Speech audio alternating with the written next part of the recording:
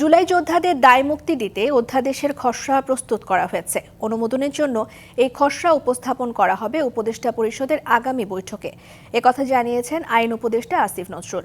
Verified ফেসবুকে দেয়া এক পোস্টে আসিফ নজরুল জানিয়েছেন, জীবন বাজি রেখে যারা দেশকে ফ্যাসিবাদী শাসন থেকে মুক্ত করেছেন তাদের দায় মুক্তি পাওয়া ন্যায্য এবং বৈধ অধিকার। আরও জানান, সংবিধানের ৪৬ অনুচ্ছেদে দায় মুক্তি আইন প্রণয়নের সাংবিধানিক ভিত্তি রয়েছে। পাশাপাশি ১৯৭৩ সালে মহান মুক্তিযুদ্ধের পর মুক্তিযোদ্ধাদের জন্য দায় মুক্তি আইন প্রণয়নেরও নজির রয়েছে। আর এসব নজির এবং আইনি ভিত্তির আলোকে আইন মন্ত্রণালয় দায় মুক্তি অধ্যাদেশের খসড়া তৈরি করেছে বলে জানিয়েছেন তিনি। যুক্তরাষ্ট্রের দেয়া ভিসা বন্ডের তালিকা থেকে বাংলাদেশের নাম বাদ দেওয়ার বিষয়ে আলোচনা চালাবে সরকার। বিকেলে পররাষ্ট্র মন্ত্রণালয়ে একথা জানিয়েছেন পররাষ্ট্র উপদেষ্টা তৌহিদ হোসেন। তিনি আরও জানিয়েছেন, ভারত ক্রিকেটারদের নিরাপত্তা নিশ্চিত করতে না পারায় নিরপেক্ষ ভেন্যুতে টি-20 বিশ্বকাপ খেলতে চায় বাংলাদেশ।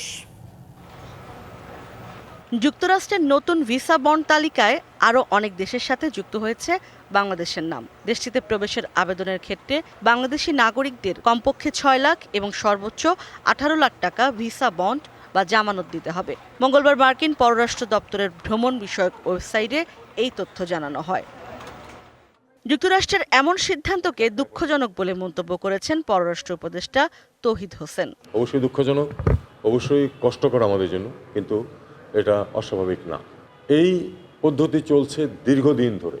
কাজেই দায় দায়িত্ব, যদি আপনি ধরেন যে পলিসিগত দায় দায়িত্ব যদি কারো থাকে, সেটা হলো পূর্ববর্তী সব সরকারের আছে, সেটাকে আমরা পরিবর্তন করতে পারিনি, পরিবর্তন করা সম্ভব না। কারণ মানুষের এই নড়াচড়া বন্ধ করার সাধ্য এই সরকারের নাই। তিনি কথা বলেন ক্রিকেট ইস্যুতেও। জানান, ভারত ক্রিকেটারদের নিরাপত্তা নিশ্চিত করতে না পারলে পুরো দল ও বাংলাদেশ থেকে যাওয়া দর্শকদের নিরাপত্তা নিয়ে শঙ্কা থেকেই যায়। একজন ক্রিকেটার যাবে, খেলবে, তারপরে হোটেলে চলে যাবে, তার নিরাপত্তা যদি দেওয়া সম্ভব হয়, সে কারণেই তো তাকে ফেরত দেওয়া হয়েছে। তাহলে আমার এই যে টিম যাবে, শুধু টিম যাবে না, টিমের সমর্থকরা তো যাবে, খেলা দেখতে যাবে লোকে, তাদের নিরাপত্তার প্রশ্ন আছে। নিরাপত্তার কারণেই দিল্লি, কলকাতা, আগরতলায় ভিসা সেবা আপাতত বন্ধ আছে বলেও জানান পররাষ্ট্র উপদেষ্টা। প্রত্যেকটিরই কিছু নেগেটিভ ইম্প্যাক্ট থাকবেই। ইশরাত জাহান উর্মি, ডিবিসি নিউজ, ঢাকা। বর্তমানে যেভাবে আছে মাঠ প্রশাসন, তা দিয়েই সুষ্ঠু এবং ভালো একটি নির্বাচন করা সম্ভব বলে দাবি করেছেন মন্ত্রিপরিষদ সচিব শেখ আব্দুর রশিদ। সচিবালয়ে সাংবাদিকদের একথা জানান তিনি। মাঠ পর্যায়ে প্রশাসনের জেলা প্রশাসক যারা আছেন তারা তো রিটার্নিং অফিসার হিসেবে কাজ করছেন। অভিজ্ঞতা তো সকলে নিয়ে আসে না, অভিজ্ঞতা তো তৈরি হয়। ঢালাওভাবে তো কিছু না, আমরা সাধারণভাবে মনে করছি যে তারা প্রস্তুত আছেন, যোগ্য আছেন। এবার আর আগের মতো কোনো পাতানো নির্বাচন হবে না। সুষ্ঠু নির্বাচনের জন্য লেভেল প্লেইং ফিল্ড নিশ্চিতে কাজ করছে কমিশন। আর এই কথা জানিয়েছেন প্রধান নির্বাচন কমিশনার। বলেন, প্রার্থিতা ফিরে পেতে যারা আপিল করছেন আইনি ভিত্তিতেই তা সমাধান করা হবে। আইনি ও পদ্ধতিগত ত্রুটির কারণে ত্রয়োদশ জাতীয় সংসদ নির্বাচনে প্রার্থীদের মনোনয়নপত্র বাতিল করেন রিটার্নিং অফিসার।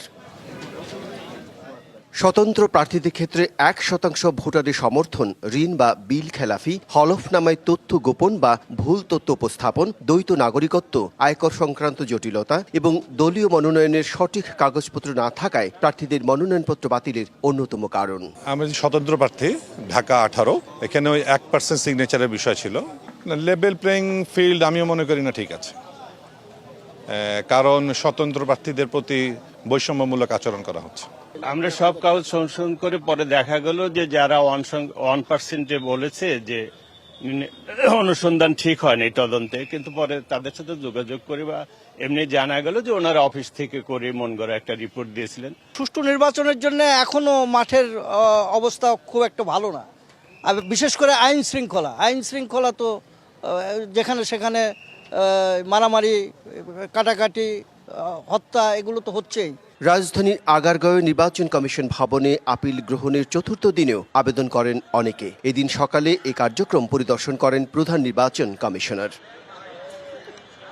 তিনি সাংবাদিকদের বলেন, সুষ্ঠু নির্বাচনের জন্য লেভেল প্লেইং ফিল্ড নিশ্চিতে কাজ করছে নির্বাচন কমিশন। আমরা ইনসাফে বিশ্বাসী এবং আমরা ইনসাফ করবো ইনশাল্লাহ। দেখবেন যে আমাদের হিয়ারিং হওয়ার পরে দেখবেন আপনারা যে আইন অনুযায়ী যা হবে, বিধিবিধান অনুযায়ী যা হবে, আমরা সেই ধরনের সিদ্ধান্ত দিব। এবং আইন তো সবার জন্য সমান, সবাই তো মানতে বাধ্য হবো। কোনো পাতানো নির্বাচন হবে না, রাজপথে আমারও দরকার হবে না। আগামী 10 থেকে 18 জানুয়ারি অঞ্চল ভিত্তিক আপিল শুনানি হবে। এর মাধ্যমেও প্রার্থিতা ফিরে না পাওয়া গেলে উচ্চ আদালতে যাওয়ার সুযোগ থাকবে। Bijan Kumar Das, DBC news, Dhaka. ত্রয়োদশ জাতীয় সংসদ নির্বাচন নিরপেক্ষ পর্যবেক্ষণের জন্য কাজ করবে ইউরোপীয় ইউনিয়ন। এছাড়া পর্যায়ক্রমে পাঠাবে 200 পর্যবেক্ষক। নির্বাচন কমিশনে বৈঠকের পর একথা জানিয়েছেন ইইউ ইলেকশন অবজারভেশন মিশনের প্রধান পর্যবেক্ষক ডক্টর ইভার্স ইয়াপস। বাংলাদেশ ইইউর জন্য একটি গুরুত্বপূর্ণ রাষ্ট্র। নিরপেক্ষ পর্যবেক্ষণের জন্য ইউরোপীয় ইউনিয়ন কাজ করবে, এই বিষয়ে আলোচনা চলছে। কিছু বিচ্ছিন্ন ঘটনা ঘটলেও নির্বাচনে কোনো প্রভাব পড়বে না বলে মনে করেন বিএনপির স্থায়ী কমিটির সদস্য সালাউদ্দিন আহমেদ। দুপুরে গুলশানে বিএনপি চেয়ারপারসনের কার্যালয়ের সামনে এ কথা বলেন তিনি। সাংবাদিকদের প্রশ্নের জবাবে তিনি বলেন, স্বেচ্ছাসেবক দলের সাবেক নেতার মৃত্যুর পেছনে ষড়যন্ত্র থাকতে পারে। জানান, তারেক রহমানের উত্তরাঞ্চল সফরে নির্বাচনী আচরণবিধি লঙ্ঘন হবে না। সালাউদ্দিন আহমেদ আরও বলেন, বৃহত্তর রাজনৈতিক দলে অনেকের প্রত্যাশা থাকে, কিন্তু দলের পক্ষে সবার কথা রাখা সম্ভব না। যারা বিদ্রোহী বা স্বতন্ত্র প্রার্থী হচ্ছেন তাদের বিরুদ্ধে সাংগঠনিক ব্যবস্থা নেওয়া হচ্ছে বলেও জানিয়েছেন তিনি।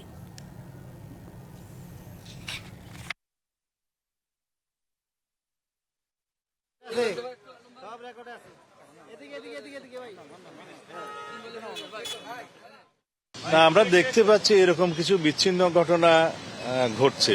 গতকালকের ঘটনাও তারই অংশ। এটা হতে পারে পতিত ফ্যাসিবাদী শক্তির কিছু কিছু ষড়যন্ত্র এখনো তারা চালু রেখেছে, যাতে নির্বাচনকে বাধাগ্রস্ত করতে পারে, কণ্ঠকাঠিন্য করতে পারে, গণতন্ত্রের উত্তরণের পথটাকে সহজতর না করতে পারে। কিন্তু তাদের সেই প্রচেষ্টা কখনো সফল হবে না। ত্রয়োদশ জাতীয় সংসদ নির্বাচনে ভোটের দিন ঠিক হয়েছে 12 ফেব্রুয়ারি। সারা দেশে বইছে সেই ভোটের হাওয়া। এ নিয়ে কি ভাবছেন সাধারণ মানুষ থেকে শুরু করে আগামী জনপ্রতিনিধিরা, সে কথা জানাতে ডিবিসি নিউজের ইলেকশন এক্সপ্রেস ছুটে যাচ্ছে সব সংসদীয় আসনে।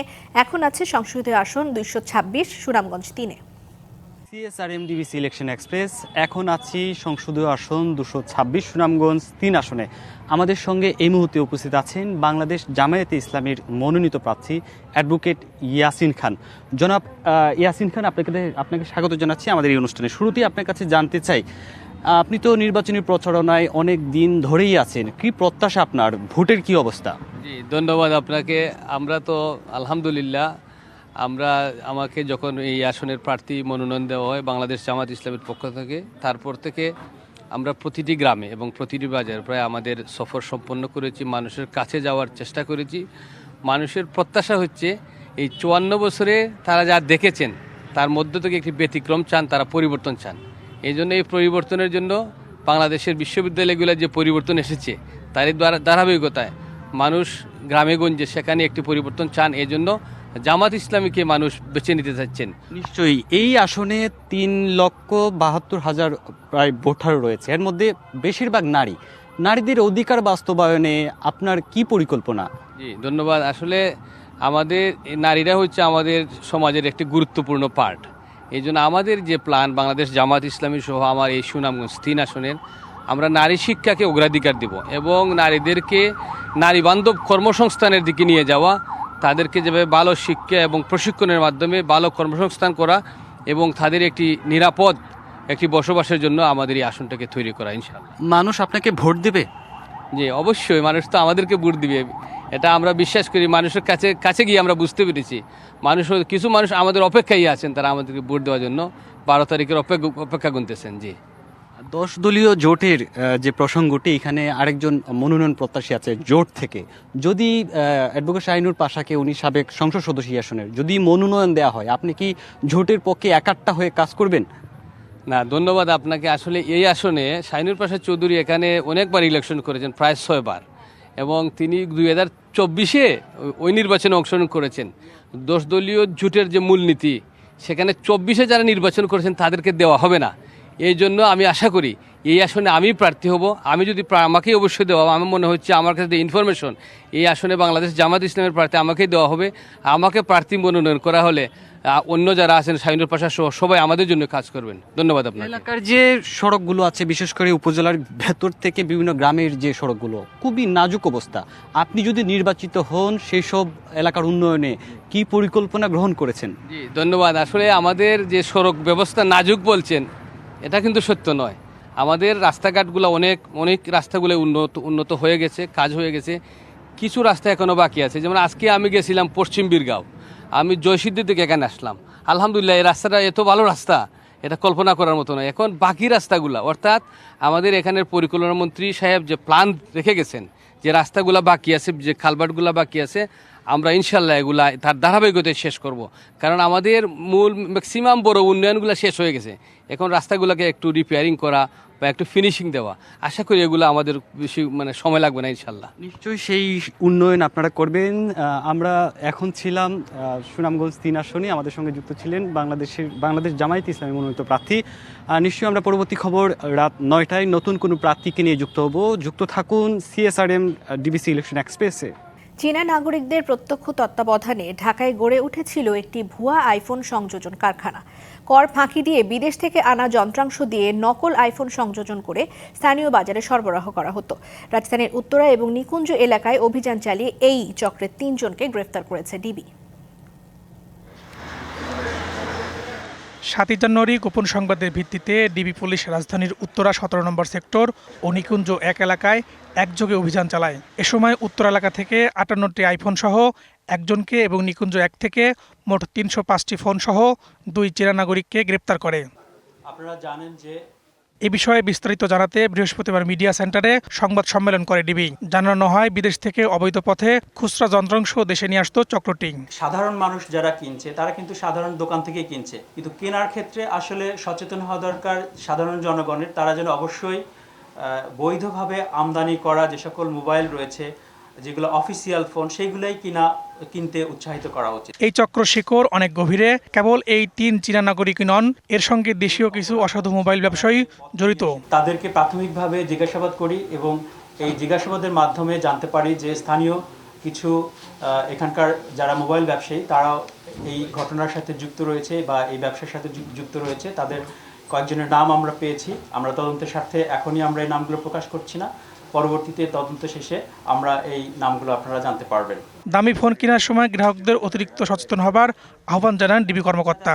তারা বিপুল পরিমাণ মোবাইল ইতিমধ্যে। Farhaduzzaman, DBC news, Dhaka. LPG cylinder বিক্রি বন্ধ থাকায় সারা দেশে দিনভর গ্রাহকের ভোগান্তির পর দাম বাড়ানোর আশ্বাসে ধর্মঘট প্রত্যাহার করেছেন ব্যবসায়ীরা। বিইআরসির চেয়ারম্যানের আশ্বাসে এলপিজি সিলিন্ডার সরবরাহ এবং বিক্রি বন্ধের কর্মসূচি থেকে সরে এসেছেন তারা। তবে এরপরও মুক্তি মিলছে না গ্রাহকের, কারণ বাড়তি দাম তাদেরকেই গুনতে হবে। টানা 1 সপ্তাহের বেশি সময় ধরে খুচরা পর্যায়ে এলপিজি গ্যাস সিলিন্ডারের সংকট, তাতে চরম ভোগান্তিতে সারা দেশের গ্রাহক। এলপিজির পরিবেশক কমিশন 50 টাকা থেকে বাড়িয়ে 80 টাকা ও খুচরা বিক্রেতাদের কমিশন 45 টাকা থেকে বাড়িয়ে 75 টাকা করার দাবিতে সরবরাহ বন্ধ রাখেন ব্যবসায়ীরা। কিন্তু সংশ্লিষ্ট কর্তৃপক্ষ ব্যবসায়ীদের দাবি আমলে না নিয়ে অভিযান পরিচালনা করে। এই অবস্থায় বৃহস্পতিবার ধর্মঘটে গেলে অবস্থা হয় আরও খারাপ। গ্যাসের দামটা বাড়ানোর কারণে গ্যাসটা অনেক সংকট পড়ে গেছে। বর্তমানে কোনো বাসা বাড়িতেও গ্যাস নেই। সিলিন্ডার বোতল আগে আমরা 1280 টাকা করেছি, 1380 টাকা পর্যন্ত লইছি, এখন 1400, 1500, 1600, 1800। যারা ডিস্ট্রিবিউটর আছে ওনারা আমাদের মাল দিচ্ছে না, বিগত 1 সপ্তাহ ধরে আমাদের কোনো মাল দিচ্ছে না। যাও মাল দিছিল কিছুদিন আগে, তো সরকারে যে রেটটা দিছে 1306 টাকা, ওর পর ইন টোটালি আমাদেরকে মাল দেওয়া বন্ধ করে দিছে। অবশেষে বৃহস্পতিবার Bangladesh energy regulatory commission BERC LPG ব্যবসায়ীদের সাথে বৈঠক করে। বৈঠকে ব্যবসায়ীদের দাবি মেনে নেয়ার আশ্বাস দেন বিইআরসির চেয়ারম্যান। ভোক্তা অধিকার কর্তৃক যে অভিযান চালানো হচ্ছে সে বিষয়ে তারা কথা বলেছেন। আমরা ভোক্তা অধিকারের সঙ্গে বিষয়ে প্রয়োজনে কথা বলবো। তারা আমাদের আশ্বাসে আশ্বস্ত হয়ে ধর্মঘট প্রত্যাহার করেছেন। দাবি বাস্তবায়ন হলে দ্রুতই গ্যাস সরবরাহের আশ্বাস দেন ব্যবসায়ীরাও। আমাদের যে কমিশনটা স্ট্রাকচারটা এটা একটু পূর্ণ বিবেচনা করবে স্যারে, তাহলে আমরা ইনশাল্লাহ আগামীকাল থেকে আমরা এটা প্রত্যাহার করবো আমাদের যে কর্মসূচিটা।